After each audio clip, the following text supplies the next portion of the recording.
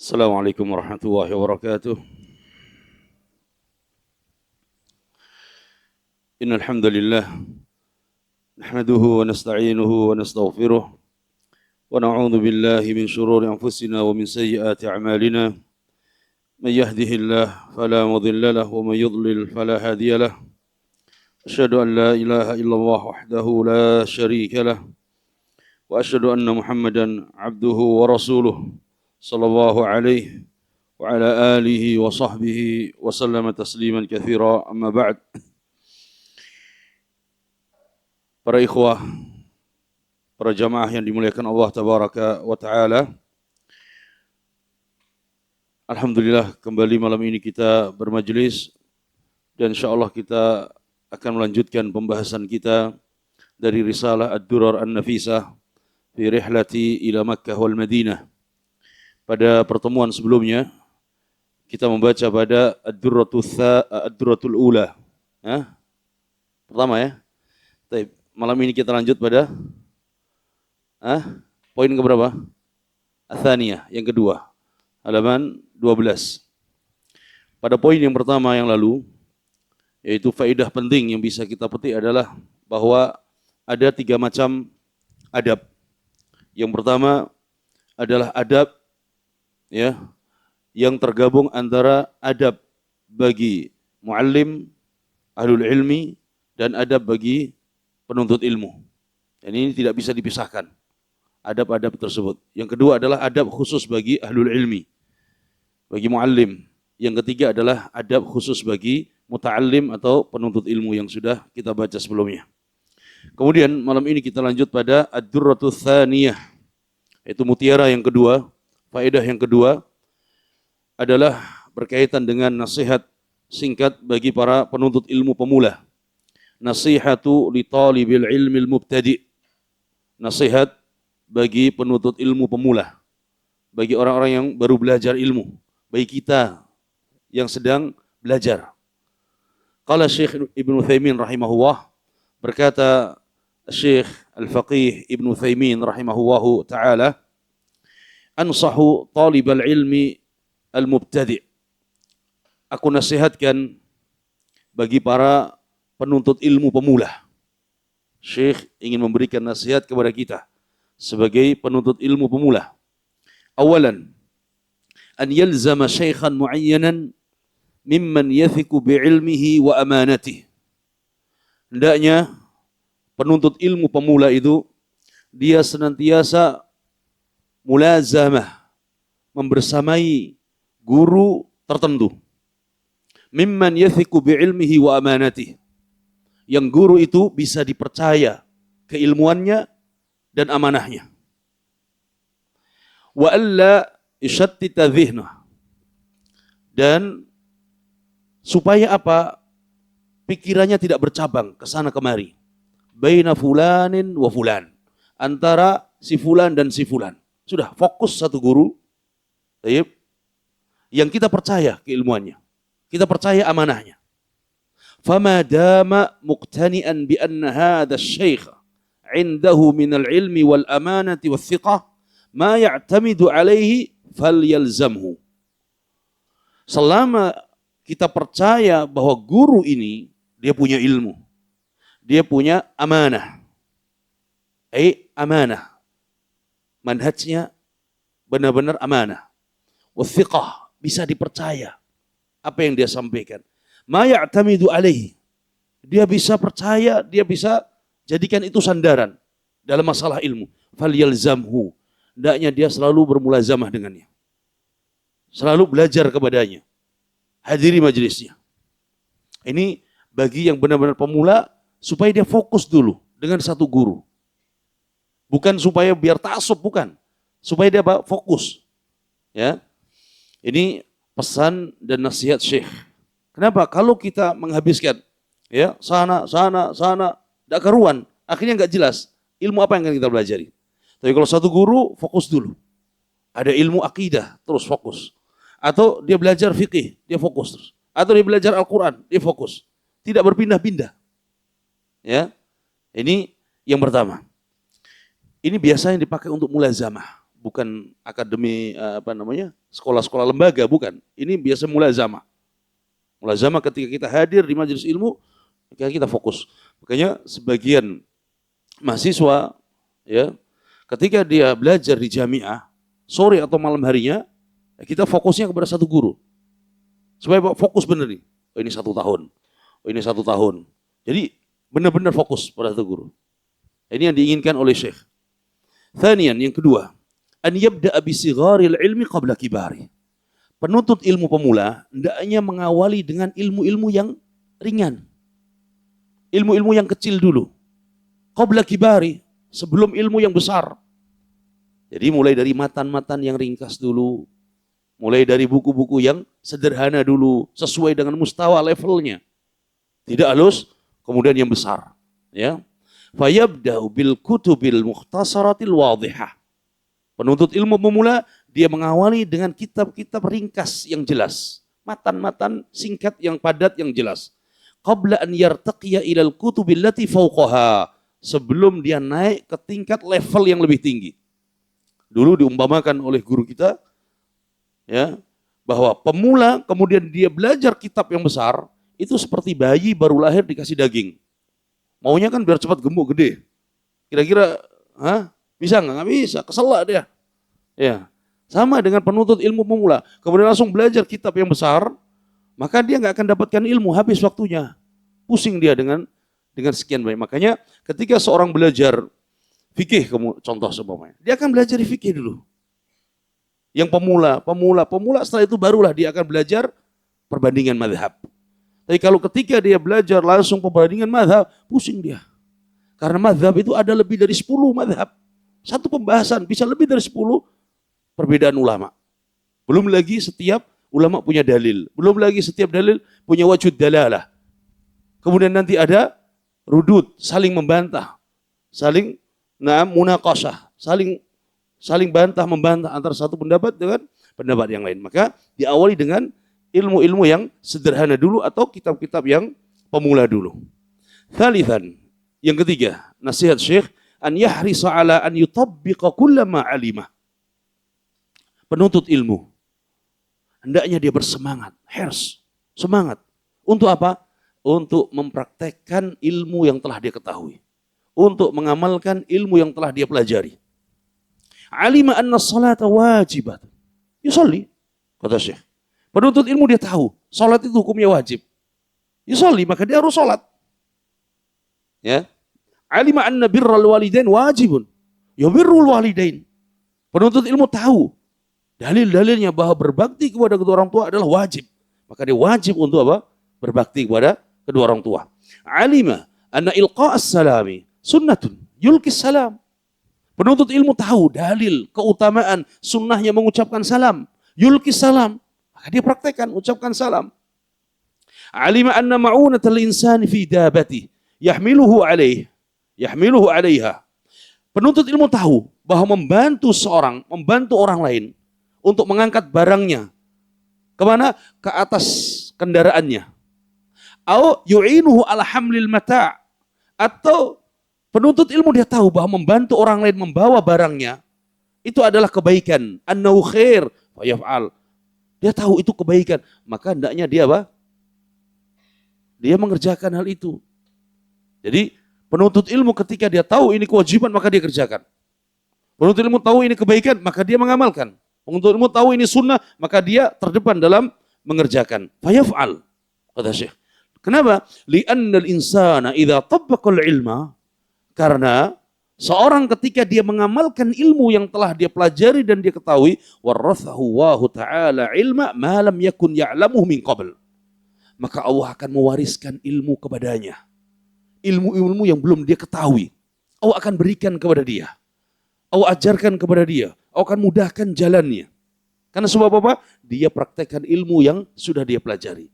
Maka jalan kepada ilmu yang belum dia pelajari, belum dia ketahui akan dimudahkan oleh Allah Tabaraka wa ta'ala. Ini kata beliau rahimahullah. Kathirun min tullabil ilmi akhadul ilma nadhariyan la amaliyan. Kata Syekh, ini realita. Banyak min tullabil ilmi, banyak penuntut ilmu, banyak pelajar, banyak orang yang belajar ilmu, Akhadhul ilma nadhariyan la amaliyan.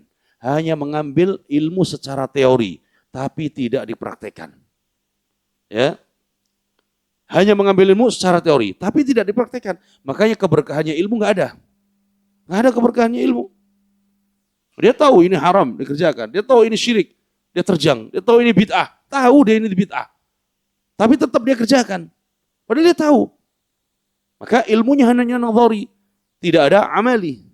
Tidak ada amalinya. Fatajidu 'indahu min quwwatil hifdzi wadh-dzakirati wal mujadalati wal munadharati syai'an katsiran. Kadang kita jumpai ya, sebagian penuntut ilmu, sebagian pelajar, sebagian orang yang belajar min quwwatil hifdzi, punya kekuatan hafalan yang luar biasa. Wadh-dzakirati, punya kekuatan ingatan, ingatannya kuat, hafalannya kuat. Wal mujadalati wal munadharah, kuat dalam diskusi, kuat dalam berdebat. Dia punya hujah, dia punya ilmu. Ya. Lakinnahum fil amal mufarritun, tapi dalam amaliyahnya dia jauh. Dia jauh. Kata Syekh, banyak kita jumpai orang yang punya ilmu secara teori, tapi secara amali dia jauh. Ya. Wa hadza khatarun azim. Ini bahayanya besar. Bahaya besar. Bayangin, dia udah punya ilmu, belajar. Dia punya gelar tinggi, tapi kemudian dia tidak mengamalkan ilmunya, fi khatarin azim. Dalam bahaya yang besar. Ya, kenapa? Karena tidak mengamalkan ilmunya. Lebih parah lagi, dia tidak belajar. Ya enggak? Gelarnya abal-abal. Ya. Kemudian dia beramal, amalannya pakai apa? Amalannya tanpa ilmu. Ini lebih menyesatkan lagi. Lebih berbahaya, lebih menyesatkan lagi. Kenapa? Kalau yang pertama tadi, yang rugi siapa? Dia sendiri. Tapi yang kedua, dia rugi dan dia juga menyesatkan orang lain. Oke, ini bahaya. Qala li'anna al-insan idza lam ya'mal bil ilmi fa ilmuhu wabalun 'alaihi wala syak. Karena manusia jika tidak mengamalkan ilmu yang telah dia ketahui, dia pelajari, wabalun 'alaihi, maka ini menjadi celaka baginya. Ini menjadi kebinasaan baginya. La syak, tidak diragukan lagi kata Syekh. Ya. Kenapa? Ini seperti orang-orang Yahudi bukan? Orang Yahudi jago dia, ahli kitab, dia punya ilmu, tapi dia tidak amalkan. Wabalun 'alaihi, jadi kecelakaan bagi mereka. Wa rubbama yunza' minhu, bahkan bisa saja Allah akan cabut ilmunya karena dia tidak amalkan ilmu tersebut. Ya. Ini pesan Syekh bahwa kita belajar untuk kita amalkan dengan semampu kita. Karena tidak semua ilmu yang kita pelajari bisa kita amalkan. Contoh apa? Sekarang kita masuk bab kitab Kitabil Hajj. Hatam Kitabul Hajj. Hafal hadisnya. Tapi kita tidak mampu untuk mengerjakan. Kenapa? Belum ada kemampuan. Maka tidak mengapa. Kita belajar di Kitabu Nikah. Udah sampai hatam. Tapi kita belum mampu untuk apa? Menikah. Tidak masalah. Paham ya? Bukan berarti termasuk, wah berarti ilmunya bermanfaat. Tidak. Karena kita belum mampu. Tapi ketika kita sudah mampu kemudian tidak diamalkan, maka ini yang tercela. Kewajiban kita mengamalkan, tapi semampu kita. Karena kemampuan kita terbatas. Fattaqullaha mastata'tun. Rabi'an, an yakuna mukibban 'ala al-ilmi la yamal wa la yakal wa la yata'ab. Penuntut ilmu, orang yang belajar ilmu, ya, hendaknya dia benar-benar menghabiskan waktunya untuk ilmu. Jadi fokus untuk ilmu. Hari-harinya untuk ilmu, waktu-waktunya untuk ilmu. Tidak boleh dia malas, tidak boleh dia bosan, wala yat'ab, tidak boleh dia merasa capek dengan ilmu. Kenapa? Karena kalau dia cinta ilmu, maka dia akan menikmati dengan ilmu tersebut. Dulu pernah kita sebutkan apa? Kalau antum bisa bikin cemburu istri antum dengan apa? Dengan apa? Kalau antum bisa bikin cemburu istri antum dengan kitab, dengan buku, dengan ilmu, insya Allah sukses dalam belajar. Kenapa? Karena dia fokus pada ilmu. Dipanggil, minta, nah, fokus dengan ilmu. Maka la yakal wa la yat'ab. Tidak letih, tidak capek dia dengan ilmu. Wa idza ta'ib, ya ada capeknya manusia. Kalau sudah capek, istarah. Biqadri ma ya'udu ilaihi nasyatu. Boleh dia istirahat, boleh. Dia cari refreshing, boleh. Tapi sekedarnya. Supaya apa? semangatnya balik lagi. Bukan refreshing terus. Bukan refreshing terus. Kapan belajarnya? Ya. Jadi kita melihat sekarang 1 pekan, 7 hari. Lebih banyak refreshingnya atau belajarnya? Ya. Lebih banyak mana kita dengan ilmunya? Jadi ada waktu khusus memang disiapkan untuk ilmu. Tidak harus, saya bukan orang pondokan. Tidak. Belajar itu bukan kewajiban orang pondokan. Belajar itu kewajiban bagi setiap muslim. Nah, kita muslim. Nabi bilang apa? Talabul ilmi faridatun ala kulli muslim. Ada talabul ilmi faridatun ala kulli santri. Ala kulli muslim. Jadi kita ada waktu khusus mendengarkan kajian atau hadir di majelis ilmu atau membaca. Kenapa? Untuk kita sendiri. Terlebih kita sudah berkeluarga. Untuk anak istri kita. Untuk anak istri kita. Kemudian, kata Syekh, "Faminal umuril muhimmah an yakuna al-insanu saburan fi talabil ilmi muthabaran." Dan termasuk perkara penting yang tidak boleh dilupakan oleh penuntut ilmu adalah an yakuna al-insanu saburan fi talabil ilmi muthabaran. Hendaknya dia menjadi orang yang sabar dalam belajar. Benar-benar sabar dalam belajar, ya. Dan dia benar-benar tidak menyerah dalam belajar. Karena memang ya mungkin akan mendapati rintangan, kok enggak paham-paham, kok enggak masuk-masuk, kok enggak susah dia hafalnya. Tapi dia harus bersabar. Kata salah satu syekh mengatakan, orang yang sekali baca ayat langsung dia hafal. Ya, menurut kita hebat kan? Ada orang sekali baca ayat, dia butuh untuk menghafalnya 10 kali baca. Ada yang butuh 50 kali mengulang baru dia bisa hafal. Mana menurut antum yang terbaik? 50 kali. Kenapa? Kalau yang sekali baca, dia hafal, dia sudah selesai hafalan. Jadi baca sekali, kemudian diulang lagi, hafal. Dia akan lanjut lagi. Tapi yang 50 kali tadi, bayangin, berapa pahala dia dapatkan? Berapa pahala dia dapatkan? Karena dia mengulang-ulang. Jadi diambil hikmahnya. Ya Allah, kenapa saya susah ya Allah? Kenapa saya berat ya Allah? Allah ingin kita mendapatkan pahala lebih besar dari mereka. Ya. Jadi supaya kita sabar dalam belajar, supaya kita sabar di dalam menghadiri majelis ilmu, sabar dalam membaca, sabar ketika duduk di majelis ilmu, sabar.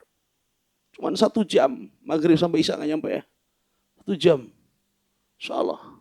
Pahalanya besar, luar biasa. Ini mudah-mudahan nasihat ini ya untuk kita dan juga nanti untuk anak-anak kita. Bahwa betapa pentingnya ilmu sampai para ulama itu terus memberikan nasihat tentang ilmu dan ilmu. Ilmu dan ilmu.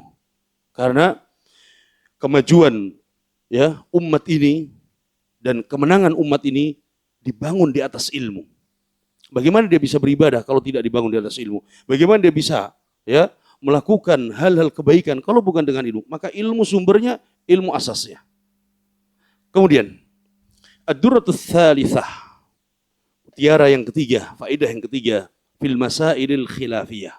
Fil masail khilafiyah. Sekarang pembahasan khilafiyah. Inna min usuli as-sunnati wal jamaah. Termasuk dari prinsip sunnah dan prinsip ahli sunnah wal jamaah. Fil masailil khilafiyah. Dalam perkara-perkara khilafiyah. Hal-hal yang diperselisihkan di antara ulama. Annama kana al-khilafu fihi sadiran an ijtihad. Bahwa perkara-perkara khilaf, perselisihan pendapat, selama itu bersumber dari ijtihad para ulama, wa kana mimma yasugu fihi al-ijtihadu, dan selama perkara itu masih dibolehkan untuk berijtihad. Siapa tadi yang berijtihad? Ulama. Dan perkara itu diizinkan, dibolehkan untuk apa? Berijtihad. Berarti ya ada izin nih untuk berijtihad. Kenapa? Karena hukum ketika sudah ada nasnya tidak boleh ijtihad. La ijtihada ma'a wujudin nas. Ini kaidah para ulama. Tidak boleh seorang berijtihad ketika nas itu sudah ada. Wanita wajib menutup aurat, wajib. Dalilnya jelas. Gak boleh beristihad. Oh enggak. Kalau dia mau silahkan. Kalau enggak ya silahkan. Nah, yang terjadi perbedaan khilaf bukan di masalah hijabnya. Bukan di masalah menutup auratnya. Tapi dalam masalah tertentu saja. Tertentu saja. Salat, ada dalilnya. Sudah. Aqimus shalah. Gak boleh lagi istihad. Ana beristihad kalau salat itu cukup demikian-demikian saja. Tidak perlu gerakan. Tidak boleh. Tapi ada khilaf dalam bab salat, ada beberapa saja masalah-masalah dalam gerakan. Ya. Kalau wa kana mimma yasuhu fihi istihad. Jadi perkara yang diperselisihkan tadi memang dibolehkan untuk beristihad di dalamnya. Fa inna ba'dahum ya'dzuru ba'dan bil khilaf.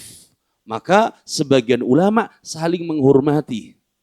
Ya, jika ada perselisihan pada atau di antara sebagian mereka. Ya.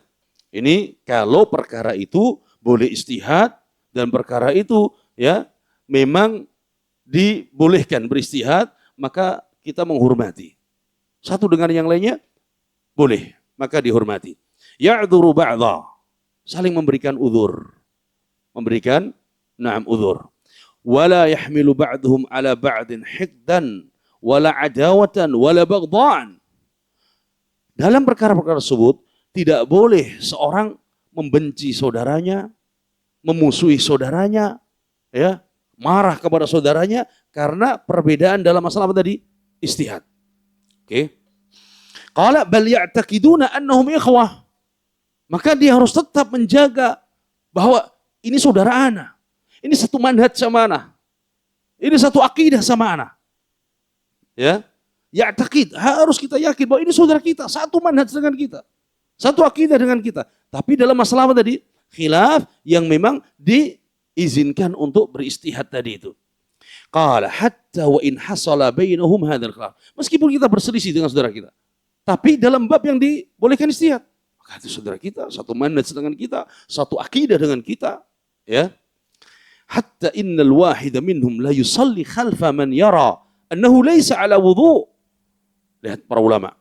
Bahkan di antara terjadinya perbedaan pendapat di antara ulama, contohnya sebagian ulama berpendapat ya, bolehnya seorang sholat di belakang orang lain yang tidak berwudu menurut keyakinan dia.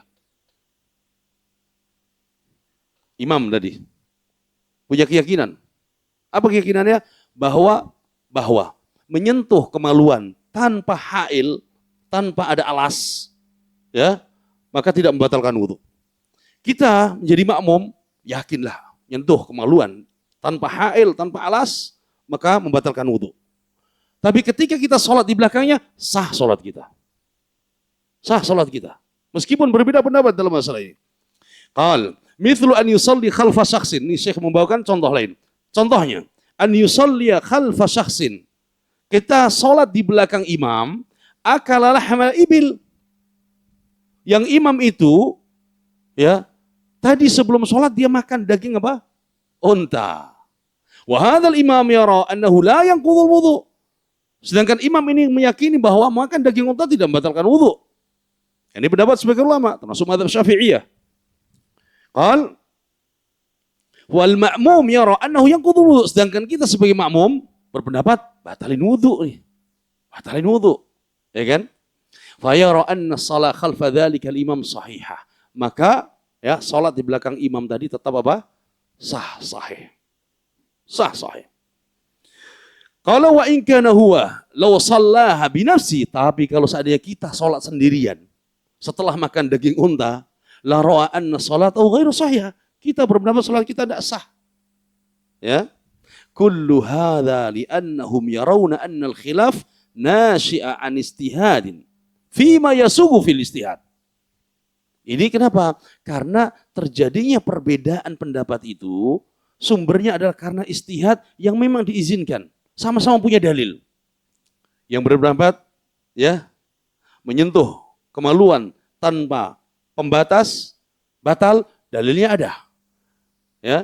Kemudian yang berpendapat tidak batal, dalilnya ada. Sama dengan tadi, makan daging apa? Unta. Dia punya pendapat, ada dalilnya. Wah, kata. Qala كل هذا لأنهم يرون أن الخلاف الناشئ عن اجتهاد فيما يسوغ في الاجتهاد ليس في الحقيقة بخلافه لأن كل واحد من المختلفين قد تبع ما يجب عليه اتباعه من الدليل. Ya, karena setiap tadi ulama yang berijtihad tadi, mereka mengikuti dalil.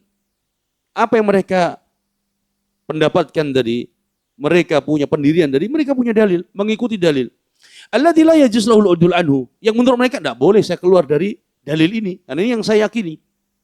Fahum yarawna anna akhahum idza khalafahum fi amalin ma ittiba'an lid-dalil huwa fil haqiqah qad wafaqahum. Maka dari sini kalau dia dapati saudara dia menyelisihi, saudara kita menyelisih kita dalam satu pendapat, tapi dia punya dalil, ya, maka hakikatnya dia telah mengikuti dalil, sama dengan pendapat kita berarti. Hakikatnya demikian, karena dia mengikuti apa? Dalil. Kita punya dalil, dia punya dalil. Qala li'annahum yad'una ila ittiba'i dalil aina makan. Saudara kita pun sama, selalu mengajak kepada dalil. Sebagai kita mengajak kepada dalil, ya. Saudara kita punya dalil, sama berarti. Kita mengikuti dalil.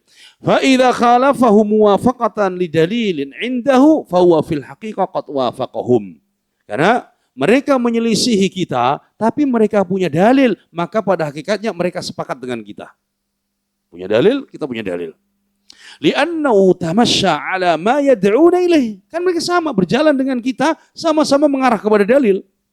Wa yahduna ilaih min tahkimi kitabillah wa sunnati rasulih sallallahu alaihi wasallam. Sama-sama kita mengambil petunjuk dari Al-Quran dan sunnah Nabi sallallahu alaihi wasallam. Ini yang biasa terjadi antara para fuqaha, di antara para fuqaha dalam bab-bab hukum syar'i fiqhiyah, mereka biasanya sama-sama punya dalil. Tinggal nanti dilihat apakah dalilnya ini sahih atau dhaif. Ini bagi mereka yang datang setelahnya tentunya. Mereka akan melihat dalilnya sahih apa? Dhaif. Dalilnya nasikh apa mansukh. Yang menghapus apa terhapus. Nah, ini orang yang datang setelahnya. Tapi ulama-ulama kita yang tadi, ya, yang kemudian diikuti tadi, mereka berdasarkan ijtihad mereka. Karena punya dalil tadi. Wa amma ma la yasugu fihi al-khilaf, adapun perkara-perkara yang tidak dibenarkan untuk berselisih pendapat, fahuwa ma kana mukhalifan lima kana ali sahabat wa tabi'un, yaitu perkara-perkara yang menyelisihi apa yang dibawa oleh para sahabat dan para tabi'in. Jadi perkara yang tidak dibenarkan untuk khilaf dan berbeda pendapat adalah perkara-perkara yang menyelisih apa yang dibawa oleh para sahabat dan para tabi'in. Kama sa'ilil aqaid allati dhalla fiha man dhalla minan nas. Seperti permasalahan-permasalahan akidah, prinsip-prinsip akidah. Di mana orang yang menyelisih para sahabat dan para tabi'in, mereka sesat. Mereka tersesat jalannya. Walam yahsul fiha al-khilafu illa ba'dal qurunil mufaddalah. Karena terjadinya penyimpangan dari manhajnya para sahabat dan para tabi'in, itu tidak lain adalah setelah selesainya masa kegemilangan. yakni setelah akhir-akhir masa sahabat atau di awal-awal masa tabi'in. Ai lam yantashir al-khilafu illa ba'da al-qurunil mufaddalah. Perselisihan-perselisihan dalam bab akidah menyelisihi sahabat dan para tabi'in tadi, ya, tidaklah tersebar kecuali setelah masa-masa kegemilangan, setelah masa-masa keemasan para sahabat, para tabi'in. Wa in kana ba'dul khilafi fiha mawjudan fi ahdi sahabah. Meskipun pada sebagian hal itu terjadi pun perselisihan di masa sahabat. Dalam masalah fikih, di zaman sahabat perselisih tidak? Perselisih di antara para sahabat. Dan nanti ada pada cabang-cabang dari prinsip akidah pun di antara sahabat selisih. Contohnya apa? Apakah Nabi melihat Allah pada saat Mi'raj? Apa tidak? Jadi ini furu', bukan prinsip usulnya, tapi furu'nya. Sahabat berselisih. Tapi tidak boleh dikatakan sahabat pun berselisih dalam bab akidah. Tidak boleh. Sahabat tidak berselisih dalam bab prinsip akidah. Tapi dalam furu' tertentu ada. Contoh dari masalah apakah Nabi melihat, ya, Allah secara langsung pada saat Mi'raj. Ini ditanbih, diingatkan oleh Syekh Rabi' bin Hadi al-Madkhali rahimahullah bahwa Nah, sahabat tidak berselisih dalam bab akidah, prinsip. Ya, termasuk dalam bab itu. Disebutkan sama Syekh Rabi rahimahullah dalam Syarah Ushul Sunnah. Fal qurunul mufaddalah inqaradat. Masa kegemilangan, masa kemasan telah selesai. Walam yujad fiha hadzal khilaf alladhi intashara ba'dahum fil aqaid. Dan tidak ada perselisihan ya di zaman kegemilangannya para sahabat, para tabi'in itu dalam bab-bab akidah. Kecuali setelah mereka sudah selesai. Faman khalafa ma kana 'ali sahabah wat tabi'un, maka siapa yang menyelisihi apa yang dibawa oleh para sahabat dan para tabi'in, fa innahu 'alaihi wa la yuqbal khilafu, maka dia yang bersalah dan tidak bisa diterima apa? Perselisihan mereka. Jadi sahabat demikian, tabi'in demikian. Kemudian datang orang setelah zaman mereka menyelisihi, maka yang salah ini yang menyelisihi. Yang salah ini menyelisihi. Dan dia pun yang tidak diterima perselisihan, dia pun yang tercela. Jadi demikian. Sehingga para ulama mengatakan, apa yang sudah menjadi ijma para sahabat, para tabi'in, maka yang menyelisih jelas dia yang tersesat. Bahkan apa yang menjadi perselisihan di antara para sahabat, perselisihan di antara para tabi'in, ada dua pendapat di zaman sahabat, atau dua pendapat zaman tabi'in. Maka orang yang datang setelahnya tidak boleh membuat pendapat yang ketiga. Tidak boleh membuat pendapat ketiga. Nah, contoh hari ini, niqab, cadar, bagi wanita muslimah. Para ulama dari zaman dahulu, dua, imam wajib, imam sunnah. Nggak boleh kemudian pendapat yang ketiga, seperti zaman sekarang nih. Orang-orang mengatakan bahwa niqab itu bid'ah. Yang mengatakan demikian bukan orang biasa. Ini yang dikatakan sebagai mufti di beberapa negara-negara Arab. Niqab itu bid'ah. Coba. Jadi, tidak dibenarkan demikian. Kenapa? Karena salaf kita berselisih hanya dua. Tidak boleh kita buat yang ketiga. Tidak boleh ketiga. Ya. Qala ammal masail allati wujida fiha al-khilaf fi ahdi sahabah. Adapun masalah-masalah yang didapati ya adanya khilaf di zaman para sahabat, terjadi perbedaan pendapat di zaman sahabat, wa kana fiha masaghun lil istihad, sedangkan permasalahan itu adalah permasalahan istihadi. Fala budda an yakuna al-khilaf fiha baqiyan, maka tentu hal itu akan terus ada sampai zaman kita. Akan terus ada. Kenapa? Karena sudah ada khilaf di zaman siapa?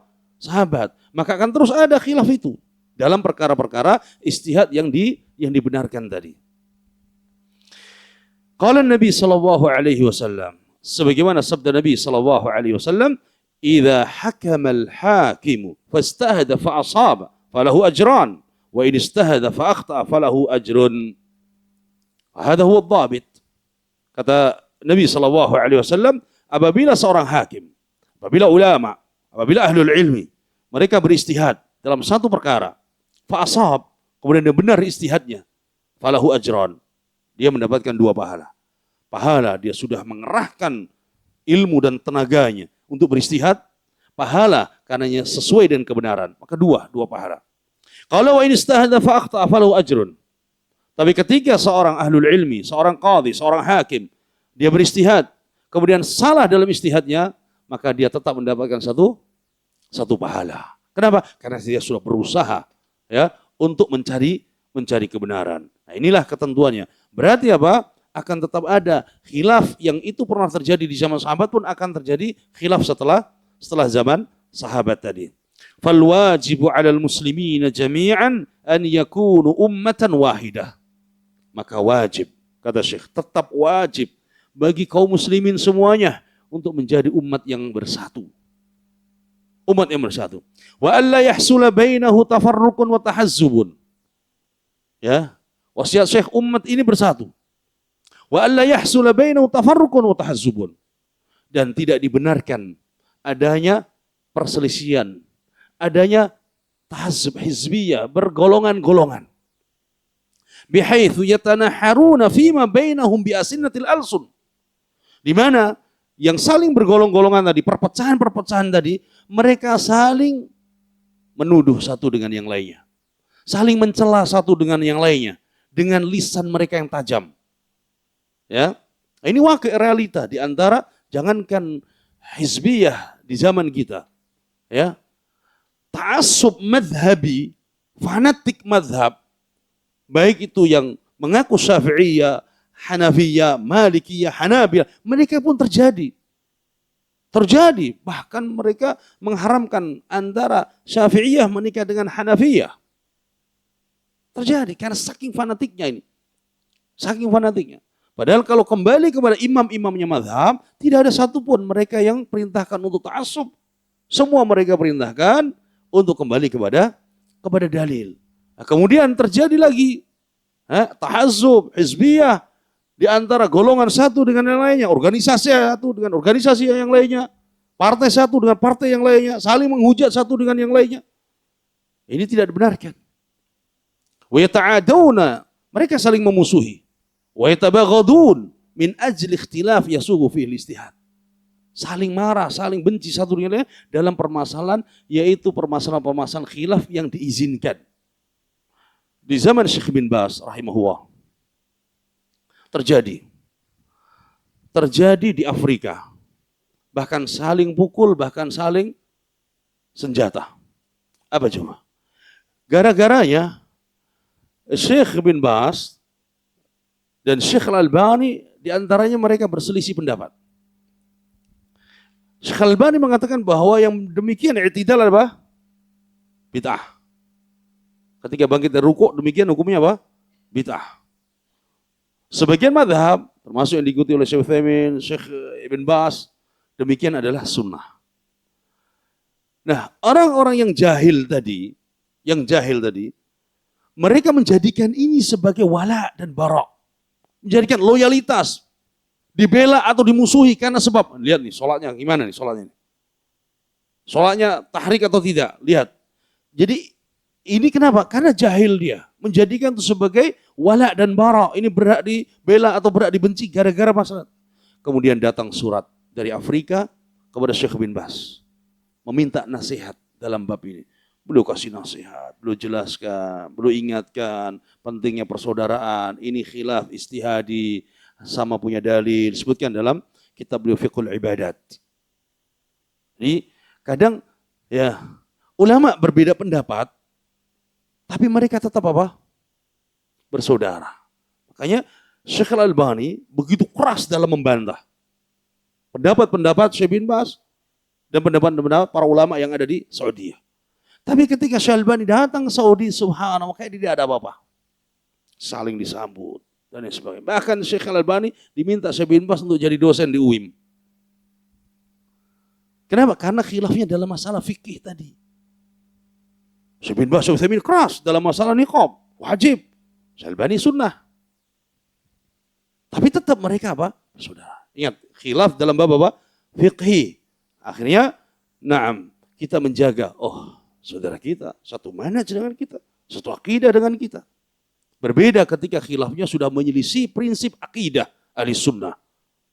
Berbeda. Penyikapannya berbeda. Qala fa innahum wa in ikhtalafu fiha yakhtalifuna fihi fima taqtadihi an-nusus hasba afhamihim. Mereka meskipun berselisih pendapat, tapi mereka tetap bersaudara.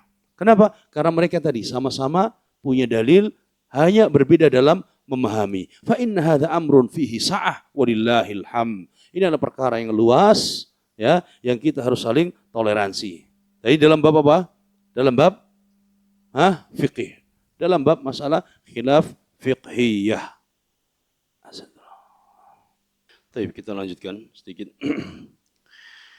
Qala rahimahullah wal muhim i'tilaful qulubi wattihadu al-kalimah.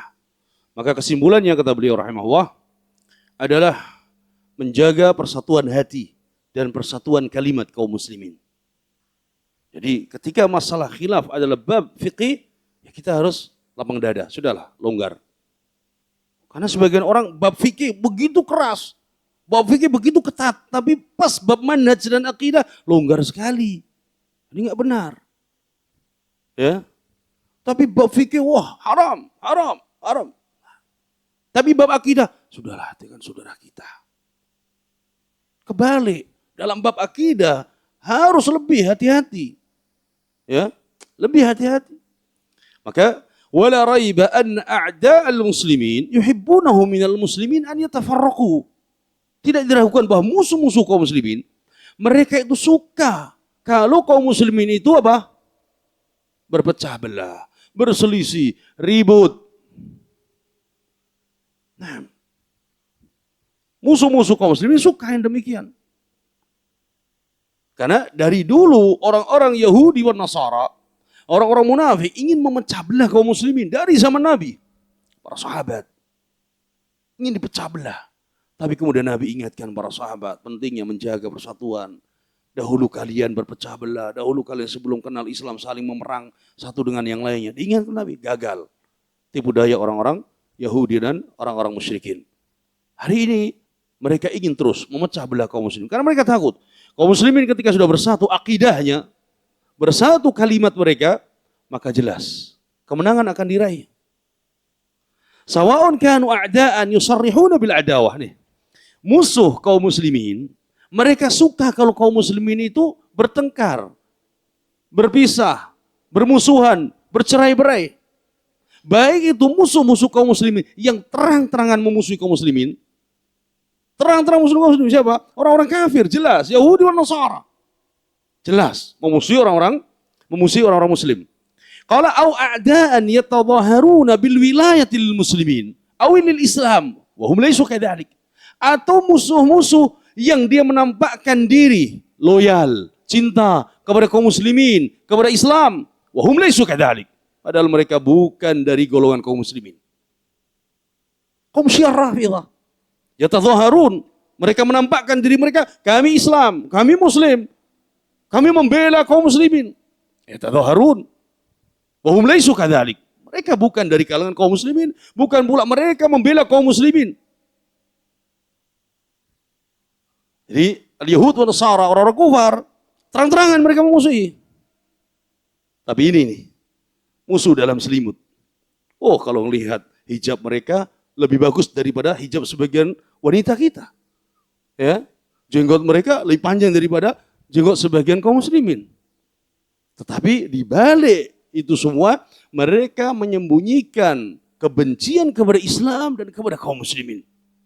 Jangan pernah tertipu. Slogan apapun dibawa oleh orang-orang Syiah selama mereka membenci para sahabat, maka tidak mungkin mereka akan membela Islam dan kaum muslimin. Karena yang membawa Islam para sahabat, yang mengajarkan kaum muslimin para sahabat, tidak mungkin. Ya, ini kita harus bisa membedakan khilaf dalam masalah fiqhiyah dan khilaf dalam masalah aqadiyah, manhajiyah. Masalah fiqhiyah, kelas. Meskipun kita tetap dituntut untuk mencari mana dalil yang sahih, mana pendapat yang rajih.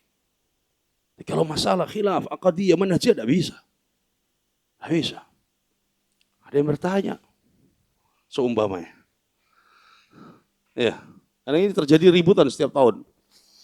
Ada yang bertanya, berarti kalau gitu masuk khilaf fikih bukan? Apa itu? Berpuasa dan berhari raya mendahului pemerintah. Kan puasa fikih, ya enggak? Sholat fikih. Nah, kalau menyelisih dan mendahului atau apa? Setelahnya. Bagaimana demikian? Bukan di permasalahan sholat, bukan permasalahan apa? Puasanya. Permasalahannya adalah kita taat tidak kepada pemimpin kita. Ini masalah usul, prinsip. Makanya kenapa hal itu dibawa oleh para ulama dalam kitab-kitab akidah mereka? Karena ini bab akidah. Bab akidah. Lebih parah, enggaklah anak pertengahan dua-duanya anak ikut. Allahul musta'an. Ini muzabzab, enggak punya prinsip. Lebih parah ini. Muzabzab.